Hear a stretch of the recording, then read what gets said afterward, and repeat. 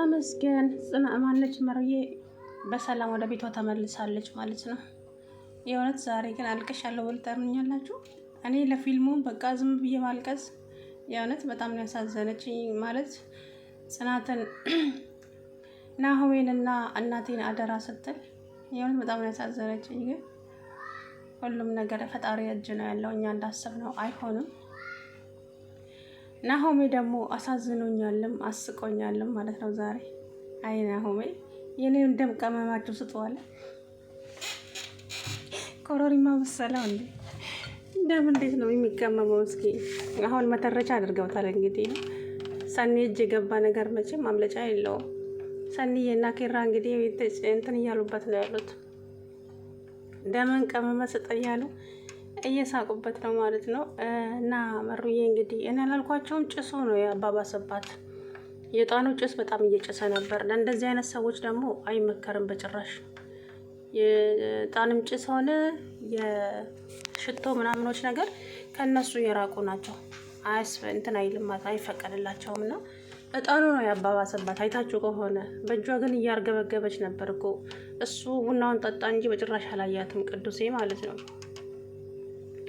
እንግዲህ መሩዬ ዶክተሯ ደህና ናት፣ ግን ሁላችሁም አንድ ገብታችሁ እንዳታጨናንቋት፣ አንዳንድ እያላችሁ ግቡና ጠይቋት። ደህና ናት አሁን አለች። በመጀመሪያ ናሆሜ ገብቶ ጠየቃት። እንግዲህ የሚያወራውን እራሱ አያውቀውም፣ ዝም ብሎ እያወራ ነበረ። ደህና ነኝ አትጨነቅ፣ አስጨነቁ አይደል እያለች፣ እኔ ምንም አልተጨነኩም፣ አሁን እረፍት አድርጊ ምንም እንዳትይኝ አለ። ከዛን ጽናትና ሰኒም ገቡ። ጽናት ዝንባዋ ዝም ብሎ ይረግፋል ምስኪን።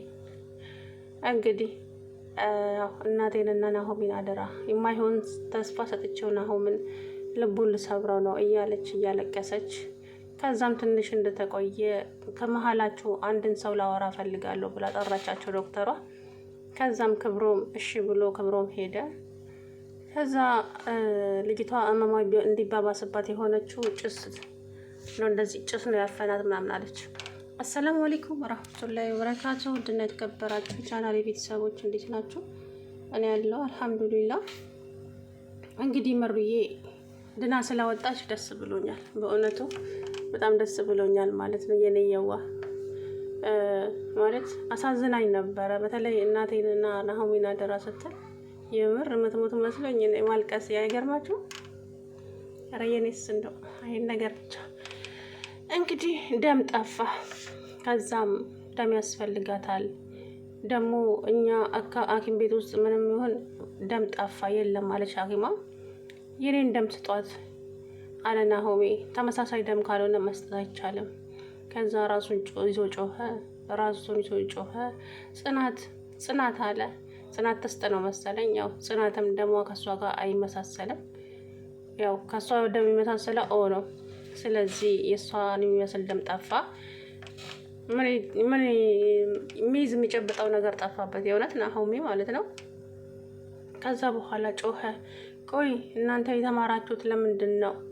እኛ እንዳንሞት ልታደኑን አይደለም እንዴ? በቃ አደኑልኝ፣ ሚስቴን አደኑልኝ፣ የኔን ደም ቀመማችሁ፣ እሷን አደኑልኝ፣ እኔ ልሞት አለ።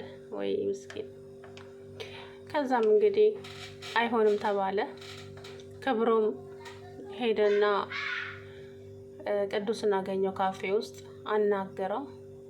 ሌላው ይቅርና እስኪ አሁን እንዴት ናት መራዊት ስለው፣ አልዋሽም መራዊት ደህና አይደለችም። ኧረ እባክህ አዎ ደህና አይደለችም፣ አሟታል እና ደም ያስፈልጋታል። ተመሳሳይ ደግሞ ጠፋ። እንዲህ የኔ ደም እኮ ለሁሉም ደም ይሆናል አለ። ኧረ እባክህ አዎ ግን አለና ሊነሳሳል። ወዲያውኑ ደግሞ ሀሳቡን ቀየረ።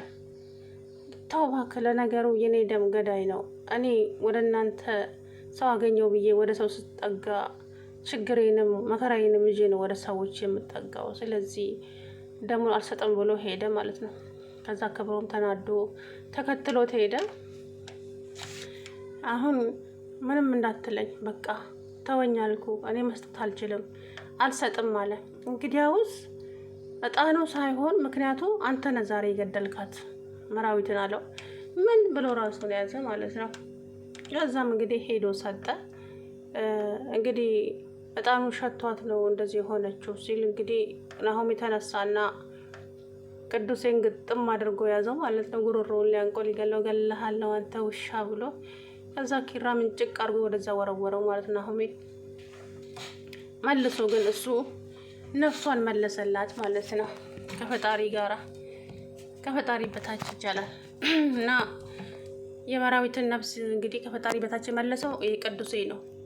በእውነት ደም እሱ ባይሰጥ ኖሮ ልጅቷ ማዋሽ ነበረች ማለት ነው። ምክንያቱም ተመሳሳይ ደም ካልተገኘ ከባድ ነው እና እንግዲህ ድና ወደ ቤቷ ገብታለች፣ ደህና ሆናለች።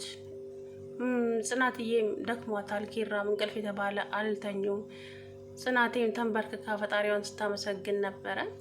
እንግዲህ ኪራና ጽናትም ወደ ቤታቸው ገብተው ማረፍ ስላለባቸው ገቡ። እንግዲህ ጽናት